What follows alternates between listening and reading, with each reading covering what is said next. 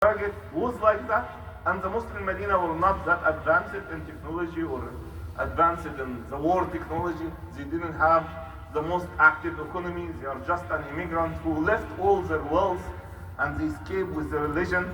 They don't have anything to defend. And subhanallah, the results are similar. And you can relate to our current situation. At the time of Al-Ahzab, Muslim in Medina, they didn't hurt anybody.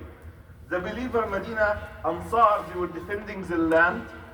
And those who hosted them from Muhajirin, those the Muhajirin who being hosted by Ansar, they were people who escaped only with their religion. They left everything. And Quraysh and all who supported them were trying to attack them, but subhanallah, they stood by their principle. They agreed to defend the religion, the Prophet, their dignity and honor, and they didn't look and say, oh, we cannot fight. It's the whole peninsula against us. For the very first time in the Arab peninsula, the 10,000 fighters are combined in a war.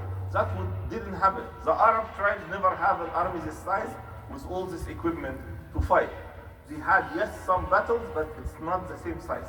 But now all the peninsula are against a very tiny, small place in peninsula, which is Medina, and all of them are trying to fight against it.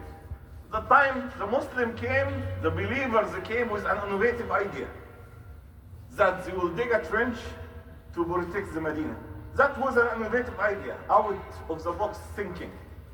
And you can relate that the believers in Gaza, those who resist to fight the occupation, came with an innovative idea to have tunnels, to fight those who are transgressors, or trying to occupy this land. The same similar situation. Those in Medina, they had suffered from the siege that surrounds them. Look, nothing come in. They stayed for a long time. They didn't have even food, suffered from hunger. The Prophet ﷺ suffered from hunger. In the hadith, that the Sahaba, every one of them had a rock in his stomach, just in his tummy, just to relieve the pain of hunger. And when they look at the Prophet ﷺ, he had two of them. And that was a similar situation. We saw our brothers who are suffering from hunger because those who agreed collectively, Ahzab, to prevent anything to come, even some of them, unfortunately, they claim to be a Muslim country, but they prevented the aid to come in. And subhanallah, they resisted, they stood fast, their patience beaten all of that.